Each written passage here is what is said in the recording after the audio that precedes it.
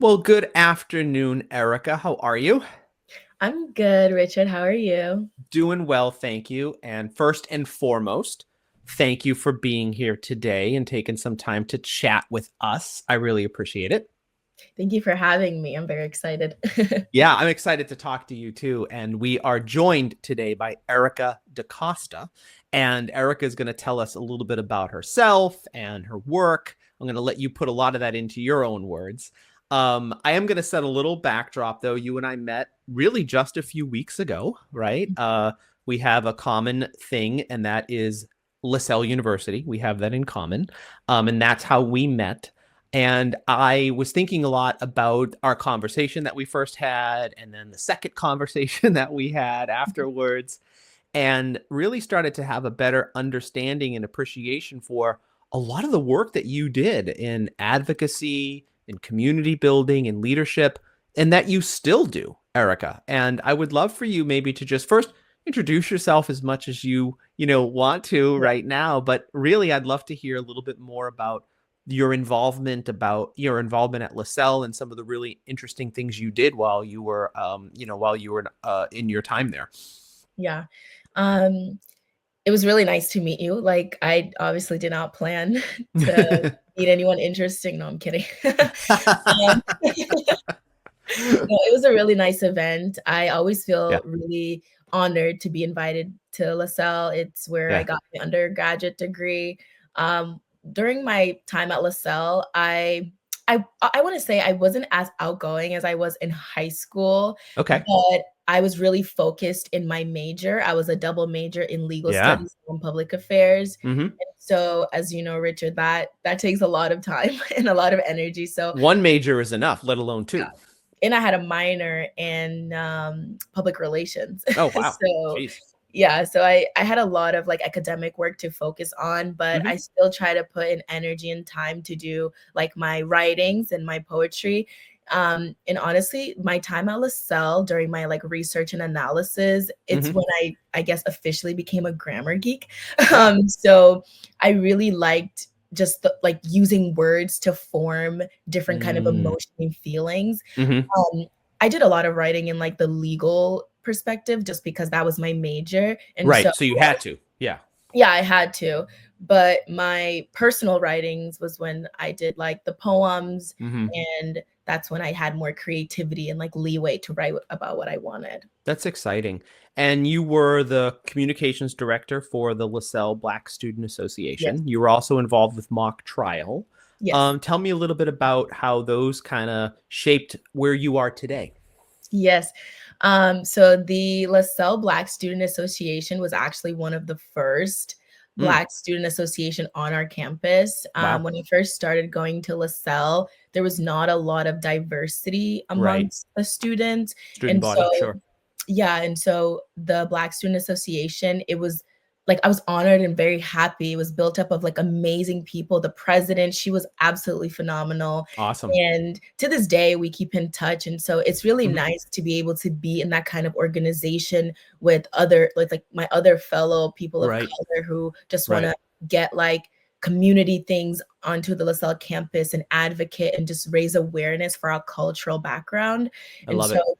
that was when I actually shared one of my first piece. It was like at a I think it was in February. It was Okay. Black History Month. For Black History. Okay, Yes, that for makes Black sense. History Yep. Month. Yep. And I just felt so empowered to just be in a Mm, room with so many amazing, yeah. inspired individuals who just wanted to listen from the perspective of a Black girl. I And love so it. it was one of the most phenomenal experience. And I, to this day, I'm very like happy that LaSalle has that organization and it's continuing and getting just expanding as they become more into diversity. And My so, diverse as a university. Yeah, yeah. yes, And how amazing for you to look back on that and know that that's like deeply intertwined, right, with your experience there and the work you're doing now. And it just sounds like a very happy memory for you. So I yeah, love to hear that. I am miss it. Yeah, I bet you do. I'm interested as well, Erica, in the work you do with leading women of tomorrow, right? So you're helping women, you're empowering future generations of women leaders. You are the Deputy Director of Community Building there, correct? Yes. Tell us a little bit about your work with this organization. What is the impact that it's trying to make? And I know you're especially focused on things like gender equity, for example. Yes, yes, Yeah. that's definitely true. Mm. So I really love my role, Mm. and I basically what I do is I organize different community building like exercises Hmm. and interaction. It's not full time, so we just meet probably like 2 or 3 times a week, and we just have conversations about how we can better ourselves as leaders to Love it. just open up opportunities for different kind of like whether it's women of color or just Mm. women in general. It's a really big organization. And so it's also nonprofit, so there's not a lot of like recognition on it. Right. But I really do love being a part of this organization. It's built up of amazing people.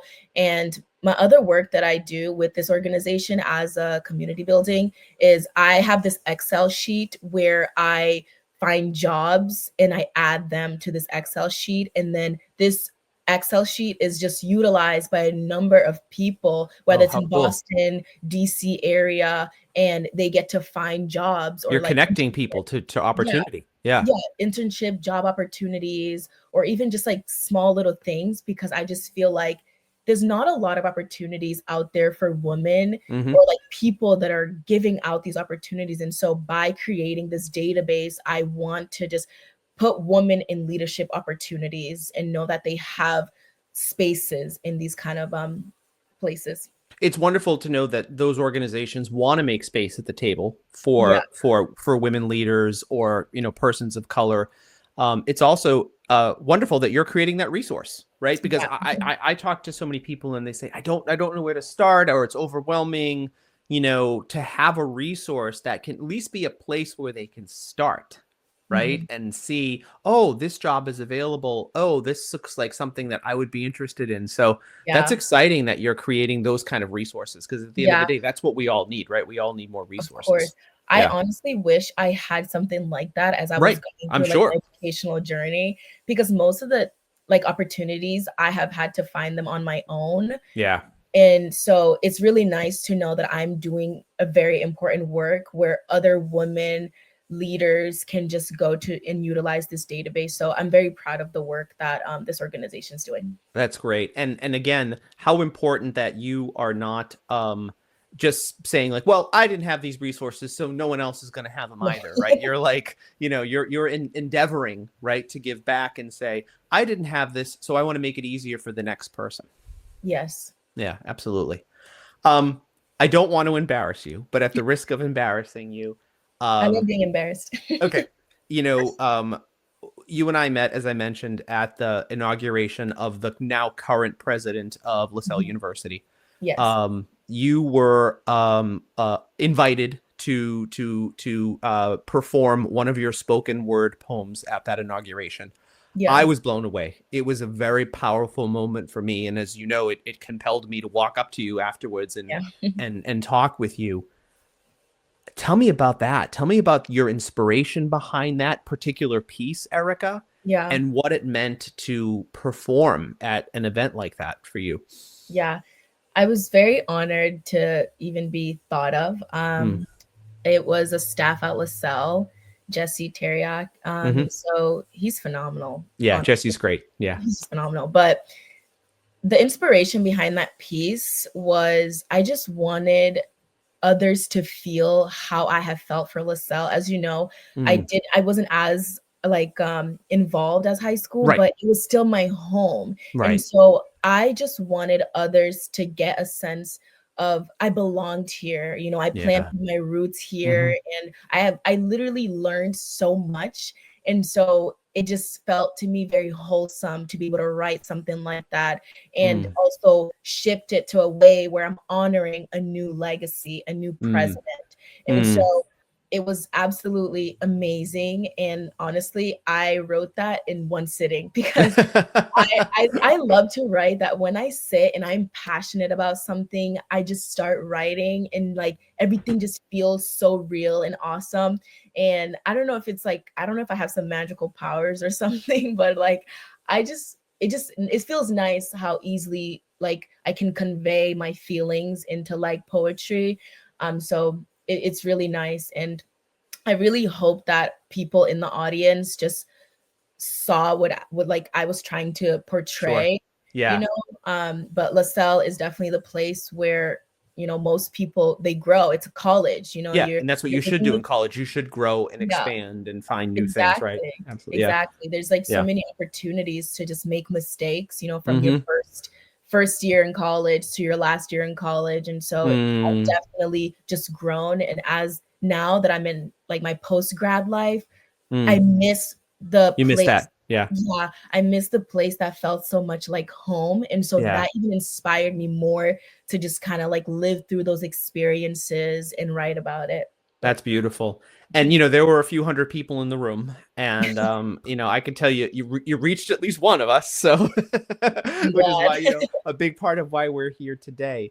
And you Yeah. were so kind to share some of your other poems with me, some of your other written expressions with me. Um, and there was one in particular. The imagery was so beautiful, Erica. You were talking about a storm and sort of the violence of the storm, and and how it was impacting you. I really appreciated like I said, the imagery of what you were saying and what you were conveying. Um, are you often sort of inspired by events like that? Or, I'm kind of curious as to where some of your inspiration comes from, Erica. Yeah. That particular piece, I think that it was definitely something I was going through in my own personal life. The storm of a metaphor of a storm. Yes. So the Yeah. storm was just Yeah. a metaphor of Mm. just chaos around me. Mm. And the chaos was so familiar. Like in the poem, I say a few lines, something around the fact that like there's a huge storm outside, but I will Right. close my door and, go on with my day. And so Right. it was just a metaphor for a certain point in my life where there was just way too many noise and I couldn't fully like gauge through like Yeah. a life journey, for Yeah. instance. And so at the same time, it was all familiar noises because I had been down, feeling down, or, in the same spot once before. Mm-hmm. And so it was definitely a period where I think I grew the most, just Awesome. because, like, although the storm and the chaos were all so familiar, I still propelled. Yeah. Yeah. You were able, and thus she persisted, right? And she Yes. persisted. Yeah, absolutely. I I still love it. continue forward. And Yeah. I think sometimes it's so beautiful that I can write these emotions even at my lowest and Mm. look back at them and realize how beautiful it is, and it's like, although I can listen to these words or read them and feel what I have felt in the past, it's just so nice to see the growth, in my emotions in my life. And it's nice to be able to share, for example, the storm, because I know that a lot of people go through like similar Many storms in their experiences. lives. Yeah, Yeah, lots absolutely. of storms. Absolutely. Well, thank you for sharing some of those with me, and I'd love to be able to share them with our audience if you're okay with that. You have been such an active advocate, Erica. Your time at LaSalle, certainly you alluded to some of the things you did in high school, your work now with leading women of tomorrow. Um, are there any particular current policy issues or areas of reform that you are really passionate about and you want Yeah. to see yourself continue to contribute toward? Yeah, definitely. I feel like as I've gone through just like different experiences, I realize that there's more things to be fixed. And Yeah. so I have so many different passion, like for instance, education is one of them, Mm-hmm. and just being able to help different kind of minority groups with like immigration, gender-based violence. Yeah. And recently I've gone really into like climate change Oh, policies. very cool. Yeah, so I'm just realizing that like for some reason all of these are kind of like intertwined with each other. Yeah. Like maybe if we fixed our education policies, people can, be better, people can be better educated, and then maybe we can help with the climate crisis. And so Everything is yeah, intertwined. Yeah. yeah, but I'm definitely passionate about just different kind of policy issues Mm. and ways that I can just better like just the livelihood of others. And so I really hope that I can make, even if it's a small difference. I love it. And I can tell you as a public health professor, I always think everything is public health, right? Like Yes, everything relates back to public it health, does. but it's true about what you say about this policy advocacy that you're doing is linked to people being more educated, right? Yes, Is of linked to, course. and then that education, to your point, makes people more aware of things like climate change, or aware of things like systemic racism, or anything else that they really kind of should be more aware of, right? Yes. So it is Yeah, all of intertwined. course. Yeah. And It it's is. in the education aspect, it's like not, yes, it's to be educated and to learn more, but Mm, it's also to go with a sense of cultural humility, mm. because I did a year-long fellowship program where it's Black and brown students and they didn't want to learn.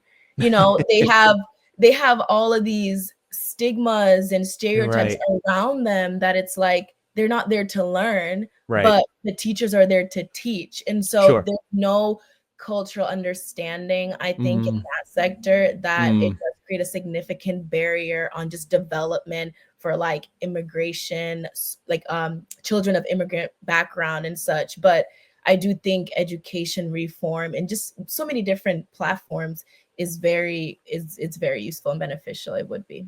Absolutely. I couldn't agree with you more, Erica. Yeah. Despite the fact that I'm an educator, I still couldn't agree with you more. uh, I love that you are using your art as a tool for activism. Mhm. You are a writer, you are a poet, as we've talked about.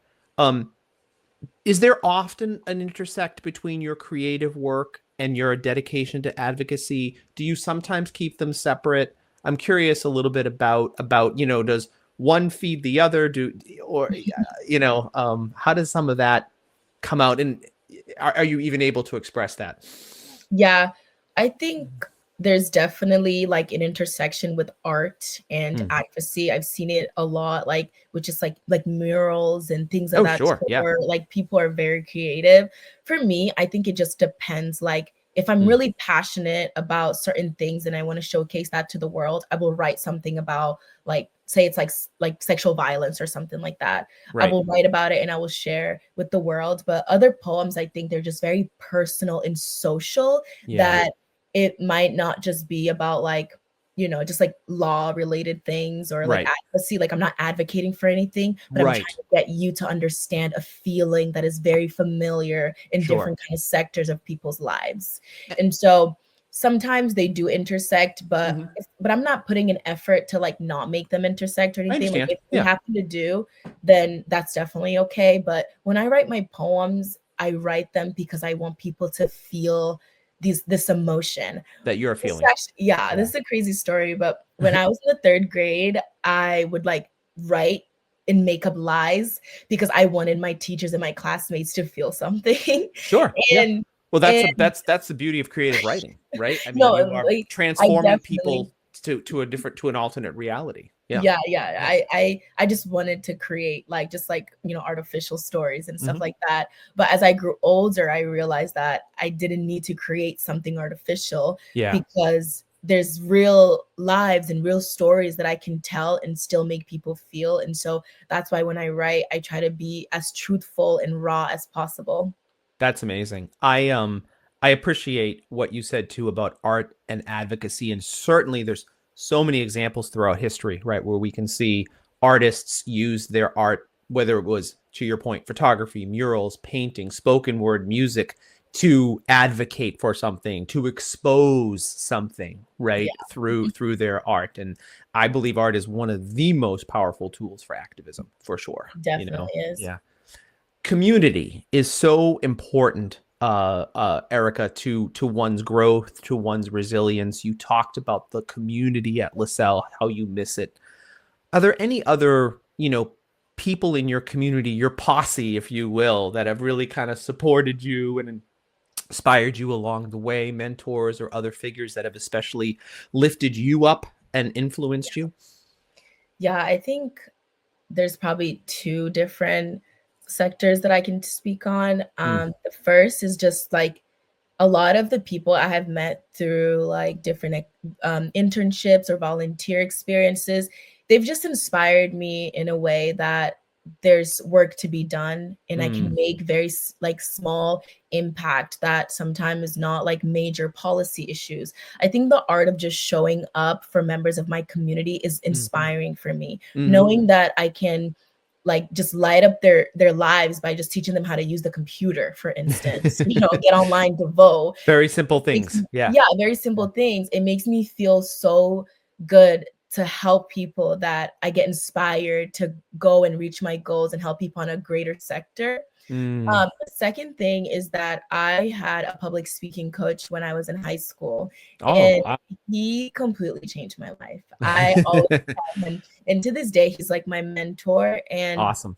the courage that I have when I speak on stage came from that little That. Erica. Yeah. And Yeah. so, and that was the Erica that worked with like a public speaking coach, a mentor. Like my ability to stand proud and use my voice for something good, or just sharing poetry, is because of my public speaking skills that I've developed, the courage and everything. It's because of my mentor. And so I'm always just so happy of the Yeah. person that I am today, and how I get to utilize my voice to make a difference, because of like I used to be a very shy, timid Mhm. girl, that probably didn't talk much, and now you can't get me to shut up. So it's really nice that I have had someone like that, and he's an educator like yourself. And so it's just nice to know that there are teachers out there who really care about their students and putting in the Right. extra effort to realize their talents and like help them bring it to life. So I'm always super grateful for him. That's His name outstanding. is Mr. Deegan. Oh, just shout out Mr. Deegan. Shout out Mr. Deegan. Hopefully he'll hear this. I hope Um, so. you said something about the Erica that was on stage, right? And how I know some other performers where it is a switch that they turn off and on, right?